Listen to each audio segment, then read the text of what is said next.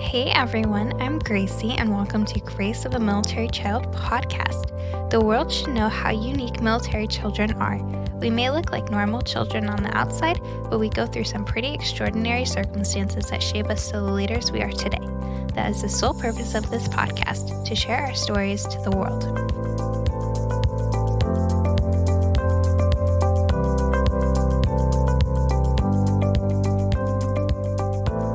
Hi Marco, how are you? I'm good, and yourself? I'm good. Welcome to the podcast. So, your dad was in the Army, is that right? That's correct. Yeah. Okay, so how did he join the Army? What was the motive of doing that? He joined the army because my family, my mother and and my brother were very poor in Los Angeles, and we had to do something to get out there. So my father joined the military so he can get citizenship and get us out of Los Angeles and move to different places that are more like suitable for us and less dangerous.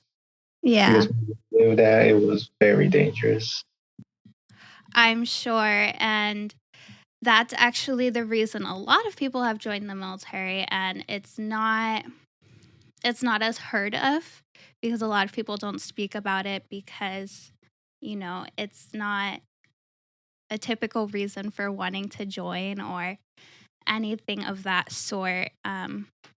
But yeah, it's definitely has affected a lot of people. And were you old enough to remember the decision making of that point?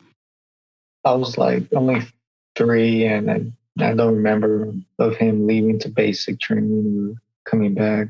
All I remember is moving to Kentucky and Tennessee and seeing him deploy and come back from deployment. Yeah. How many deployments did he go on? So, I'm gonna assume 10. Oh, wow. Okay. Were they all overseas? Yeah, a little over a year. Yeah. Like a typical deployment length is basically over a year. So, yeah. And then did you remember a lot of the moves and a lot of the, struggles that comes with too? In fact, I remember every single move.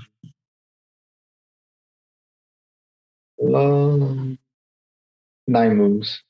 9, okay. That's a lot of moves.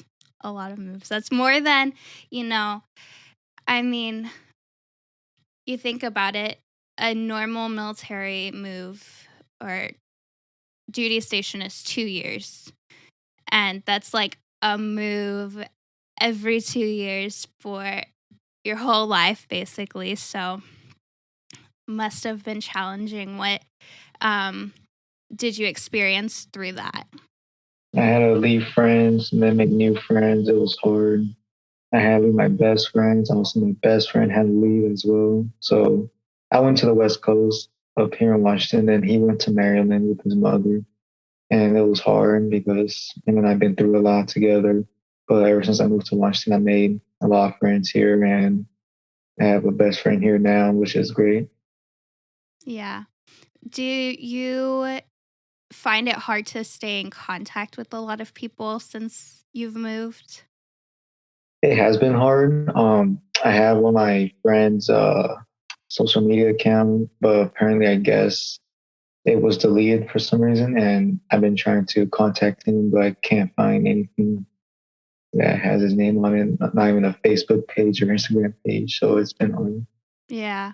And that's, I've talked to a lot of people who had parents in um years and years before, and they don't even have that ability to stay in contact with anyone because social media wasn't even a thing. And, you know, it was a lot of writing letters, and that gets tiring as it is. Um, so what was your favorite place to live? Where was that? It was in Fort Sam Houston, San Antonio. That was mine too. Yeah. Uh, Nothing compares to that. And, one of the other girls who are on the podcast said Fort Sam, and it was just the atmosphere there was incomparable to anywhere else that you could live. So, what were some of your favorite parts about living there? My favorite parts were going to the hockey games, the football games, and the soccer games, all the sports, because this place called the Wolfside would provide us with free tickets to watch those teams play, and it was very enjoyable. It was fun as well. Also, Yeah. it's a good place to live in because it also has a NBA team, hockey team, and I can't live in a place that has no professional teams. It would Yeah. get bored. The only thing they didn't have was football, which sucked. But I mean, They had an arena football team called the Talons, but they disbanded because they thought the Raiders were going to move to San Antonio. oh, right. Yeah. Then he made another team called the San Antonio Commanders. And for the AAF, I became a fan of that team. I also bought a helmet of them, but the league disbanded, so there's no team. Like the closest, I don't know, like the closest NFL, what would be Houston? Do they have a team? I think they. Probably Houston, the Texans. Yeah, the Texans, because Dallas was like 5 hours away. And no one was driving to Houston. That was terrible traffic there. But Very terrible traffic. And yeah. But the hockey games and I mean tons and tons of Spurs games always there. Um what else? There were just sports all around. I think it's a very sports city. yes, and when I first moved there, I played football, and that's where I met my best friend Justice, and I Yeah. was in the team. And then ever since, and I've been like best friends for a very long time. Yeah. It's maybe 7 years of me knowing him, and Yeah.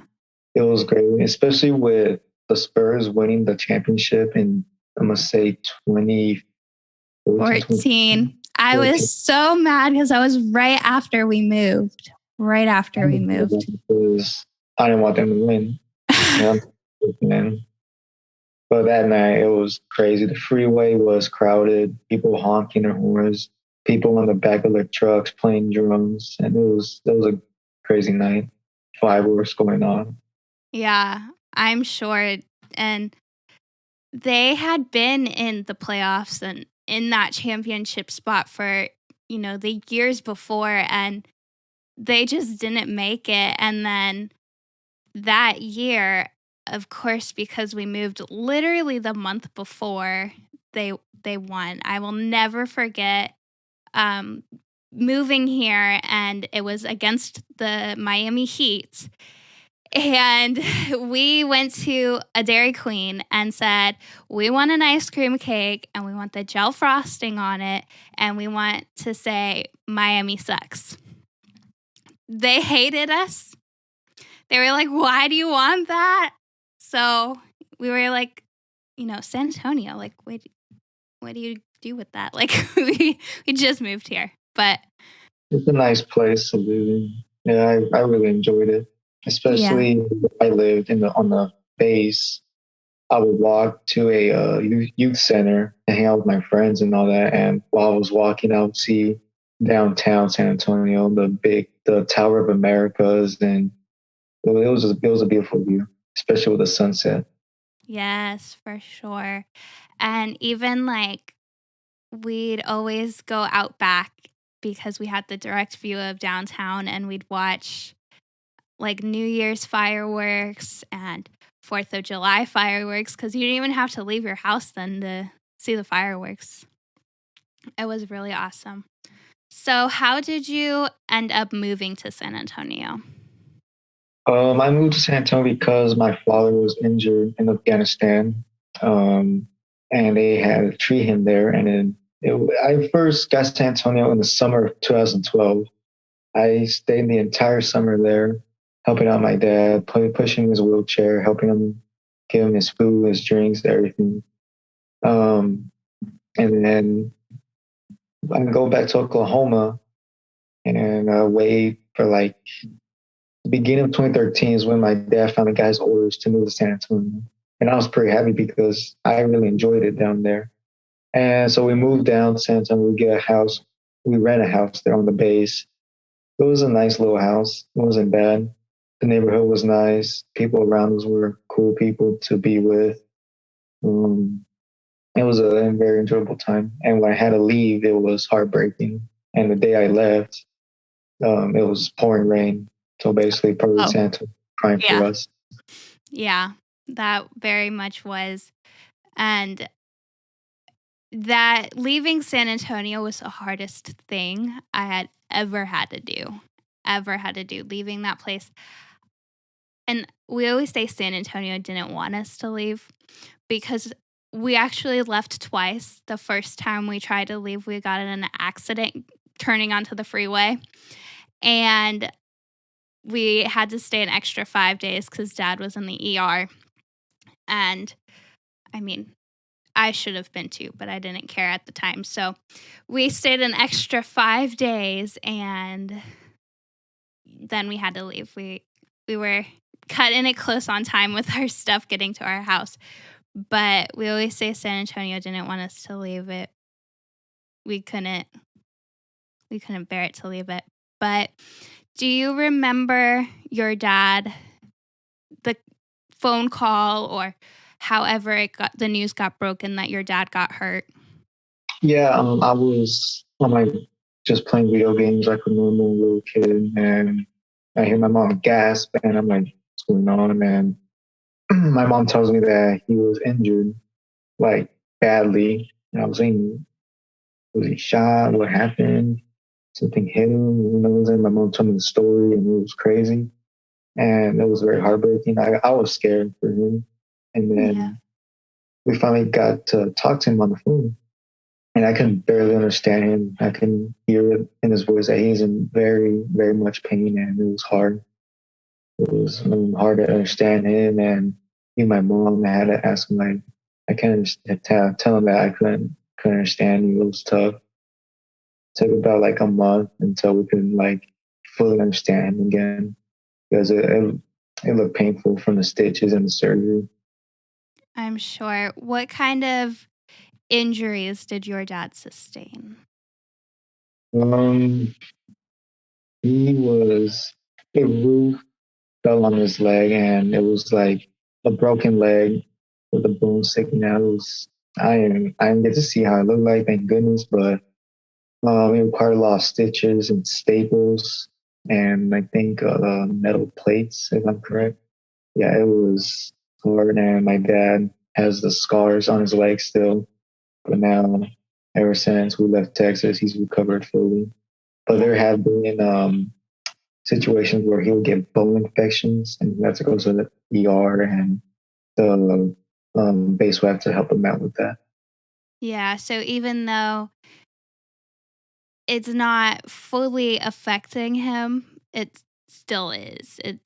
Didn't affect, I guess, completely how he had to live his life different, like my dad did, but it still affected him to the point of he still deals with that today. And, I'm sure even aside from the physical, the mental damage and all of that, it's hard, even from the child's aspect that, you get the phone call and you're like, oh my gosh, what happened? And Kaylee and I didn't find out for 4 days after even what happened. It was mom got the phone call and we were out of the house within an hour.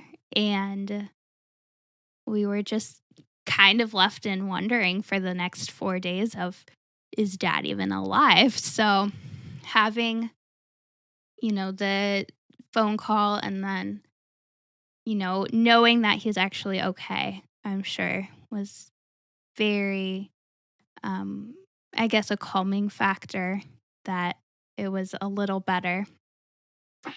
That means You, he's alive at least. yeah. It would have been really hard. It would have been hard on my mother because she would have to be a single mother. Yeah, And you and Matthew were still pretty young at the time, too. I was only 11. No, yeah, I was 11 and he was probably 7 years old. Yeah. So raising 2 kids, 11 and 7 is not easy, even with 2 parents, so We made it a horror mom sometimes with yeah. attitude. Oh, I'm sure. I'm sure. I think we all do that every once in a while, and, I mean, I still do that, so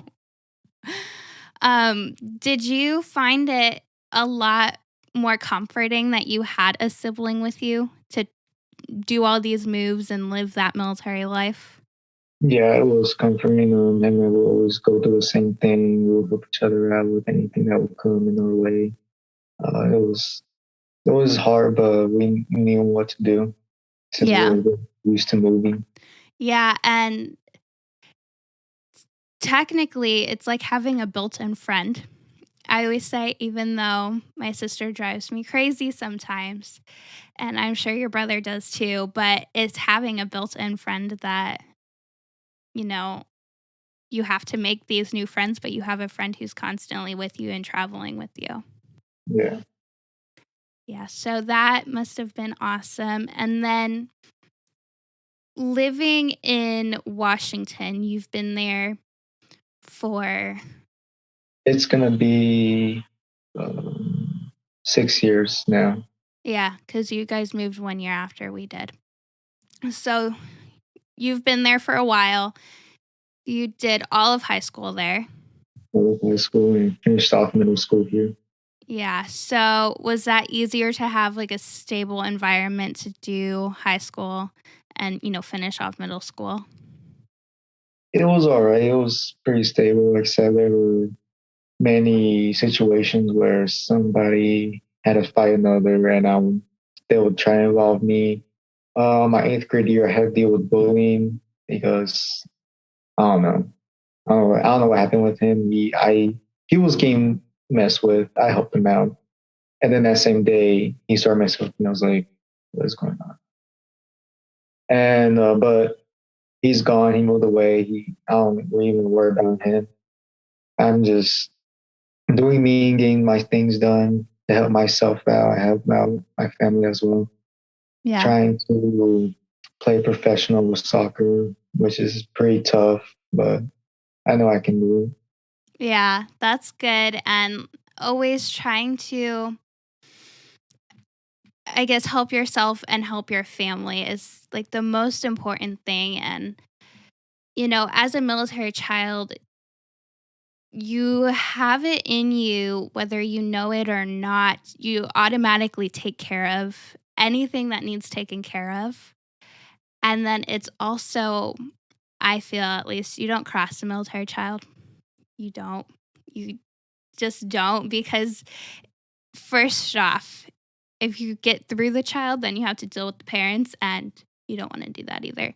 So, you definitely don't. And then so professional soccer, it's where you're heading towards. How's that going?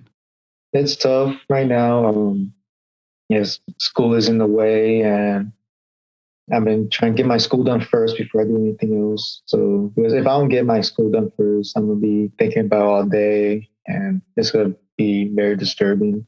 But every day, I just wake up, do my work, and then either go outside and train on the pitch or watch soccer videos. And since I'm part of a soccer team, we practice and we have games on the weekend, so it's pretty good for me because I get to train more and be in competitive place.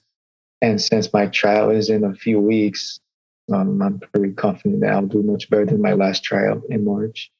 Yeah, that's good. And, it's important that even though, like, you have these dreams, it's still, I'm a school person, so I always, education's first. And, even though like professional soccer is a good field to be in and everything, it's still good that you've got the education done and, you know, getting that done. Is there a specific degree that you're seeking for or anything? I'm trying to get a bachelor's degree in psychology because it used to be for IT, but I don't think IT is really my thing at all. I think I fit more with psychology because I have talked to people about their problems and what they should do about them. But like, who hasn't? A lot of people would turn to me and ask me what to do, what I can do to help them with their situations with parents or relationships. And I started to think that psychology was best for me instead. That's really awesome. And it's definitely very needed because a lot of people struggle. And I mean, everyone does. And having someone to talk to is a big thing. So it's definitely a, a growing field for sure. Do you want to? Okay, so if professional soccer doesn't work out, would you want to consider doing something in the psychology field? Yes, I would. I would want to get in in the clinics. Yeah, Yeah. that would be pretty awesome. Yeah, as well. I have to go to school for a bit longer, but that's fine with me, to be honest. That's fine. Yeah, because isn't that, would that be doctorate level or master? Yes, doctor. Yeah. I did some research about it would be a doctorate as well. And getting a master's is optional, but I want to go further. Yeah. And psychology is so interesting and it keeps changing that there's always something more to learn about it and something more to do. So I think that's an exciting field. Kaylee's looking into psychology stuff. So it's definitely interesting. And I've taken a lot of psychology classes in my life. And you could even do like sports psychology. Like that's a cool field too. So, um, where did you feel, other than San Antonio, of course, where did you feel that you were most like at home? Because I mean, San Antonio was just, it just had that homey feeling there. But where did you feel that anywhere else? Um, Nowhere else really, but since I'm here in Washington, I got used to how it is here with the weather and the weird time schedule for the sunset. It'll be 10 and at night, but the sun will be up by a little bit, and it's weird, but I got used to it. And more up here, it's more slower pace with driving. Unlike Los Angeles, you gotta be quick with everything. Same thing Yeah. like but here it's more slower. People are more relaxed, laid back, and that's the kind of person I am as well. Yeah, it's that like mountain life and everything's just like very slow and it's not high paced like LA is at all. Do you miss LA? I miss it Yeah. sometimes. I miss it a lot. I was just there last week visiting family, and I would love to live there, but it's very expensive and also very dangerous. And for me to live in LA, I would have to live in a more less dangerous area, like the suburbs, or like Torrance, or Long Beach. Long Beach ain't bad, but it has some of its very dangerous areas. But at the same time, I can't really afford to live in Los Angeles because it's very expensive. California in Yeah. general is just very expensive. And taxes are insane there. So it's definitely, it's hard because living so many places, there's so many places to live and it's hard to stay in one area for me at least because you move and you're like, "Oh my goodness, there's so many different aspects to the world that we could live everywhere." And in reality, you cannot necessarily do that, but is there somewhere you would like to live? I would definitely go back to San Antonio and live there. If not, I would go to Miami. It's really nice there. If not Miami, Orlando or Tampa. So Florida. But Florida, Oh, Florida. That's because I'm a big city person and those are beaches. Yeah, and you know, living in Florida, they are big cities, and Orlando's not really close to a beach. I think Coco's like 45 minutes to an hour and a half away, somewhere around there. But it's still not far, and it's a big city, and Disney World's there, so why pass it up? So, um, do you have any aspirations to travel more and see, like, go back to, these bases that you've lived on, these areas, and visit and everything? Yeah, I would. San Antonio mostly. I want to see how it is now than how it was before. Um, I would like to see how Fort Sill is holding up in Oklahoma, even with Fort Campbell in Right. Kentucky. I think it's in Kentucky or Tennessee. I can't remember. I think Kentucky. I might be wrong. But with traveling, I would love to travel around the world. Most the place I really want to go to right now is either Panama or New Zealand, but it's very expensive. But Yeah, and sadly, it's hard to travel right now in general. But yeah, I I totally get that, and San Antonio's doing great from when I was there about a year ago. It's doing great. It's definitely hard going back and, driving past your house. I mean, even driving past the hospital, it just brought so many memories. yeah, Going to see, whoever was at the Fisher House still was even a huge, like, it was emotional because, that was a huge part of our story. And then we didn't go to the wolf sack, but driving past it was definitely, it was harder than I thought it was going to be. But I there were so many memories just of Texas in general. yeah, especially I would go on Google Maps and look at Robert G. Cole, and it would just bring back the memories of hanging out with my friends, Yeah. um, remembering looking at your crushes during class, and those simpler times. Yeah. How it was, everything was like steady and laid back, chill, like no problems. Yeah, for sure. And it was so easy it felt, and now it's like I wish we could go back to that time because, I miss Cole so much, and we had so many great memories there. And were you there the day Shaq came? Yeah, it was a day. That day, if somebody told me anything that he was going to be there, I would wear my Lakers jersey. But I, We got no information that day.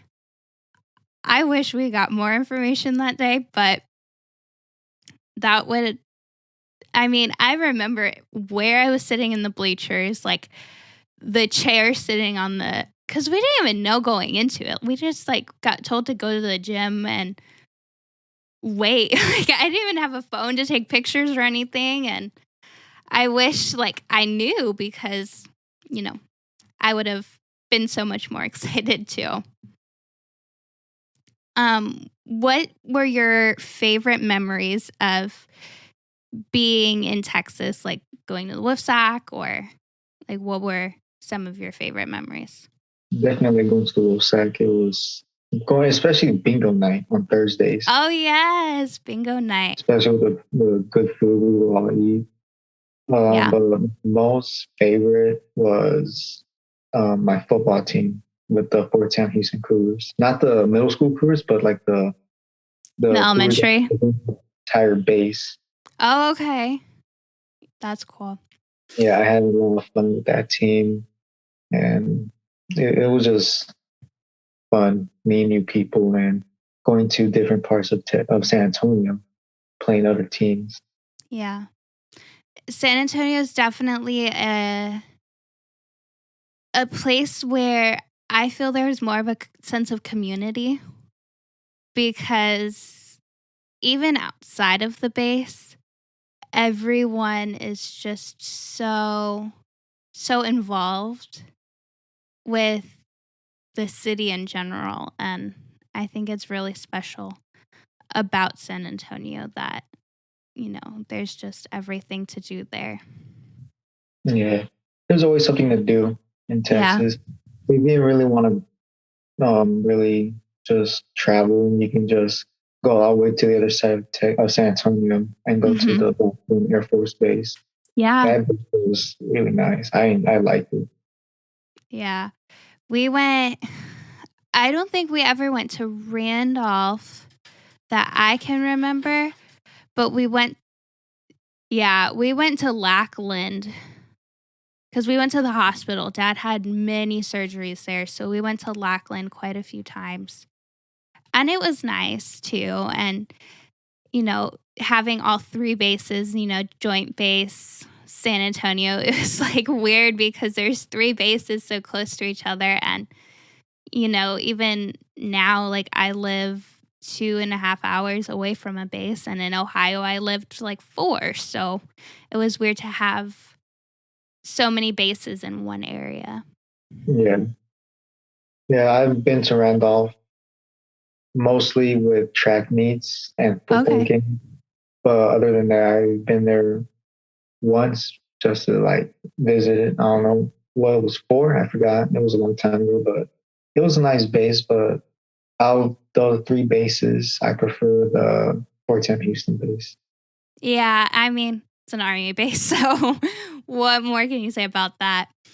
But did you ever live in the hotel, the Palace? Did you ever live there? Yeah, I lived in that one. Like I think it used to be a Days Inn hotel, and I think they renamed it. I don't know if I'm talking about the right one, but It might have been a different one. The one right by the hospital. yeah, that one. Yeah. And then we moved to the Fisher House. I think the building that was white, and then we moved to the other Fisher House that looked older. Oh, okay. So the there was the bigger one and there were 2, and then the other one was next to the hotel and it was smaller. Yeah, Yeah, okay.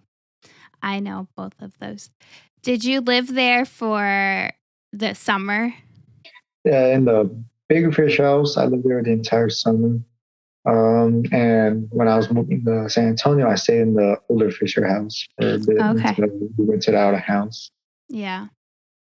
And then did you from there you stayed in the house for like 2 years then, right? 2.5 years. 2.5 years, and then you moved to Washington from there, and then you've been there ever since. Yeah, we've been here ever since. Do you live on base there? No, I live off base. We bought a house up here. Do you see like the difference of living on base? Do you miss living on base? It was all right, but our main bases didn't really have a McDonald's, so that's the factor. But yeah, it was. I miss living on base. It was nice. Yeah. I think being around like the other military people is what I missed the most because you don't get that, necessarily off base in many areas. So, last question. What advice would you give to another military child? Advice I would give another child is just every time you move, just make new friends. Is sometimes it could be hard depending on what kind of person you are. If you're antisocial or a very outgoing person, just make new friends. Um, Go around for a drive around the city, in the bays and the outside, so you can get more familiar with it when you live there for a couple of years and make some good memories. So if you leave something, so when you leave that base, you'll have something to remember. Yeah, and that's the hardest thing is, even being willing to make new friends because you have to leave your other friends and then you have no clue when your new friends are moving. So, Really. And my other advice is just keep their phone number down, and just keep it with you so you won't lose contact. yeah, that's the hardest thing to do, especially when you were like best friends with someone and then all of a sudden you have no way to talk to them again. It's heartbreaking for sure. It's nice to find contact again. That's what I always like to do. I always get so excited when I find someone again, and then you know it's nice to remember memories and stuff. So yeah. Well, thank you for being on and sharing your stories. And we'll have to have you on again sometime, see if you're doing professional soccer and stuff. So, All right. Thank you.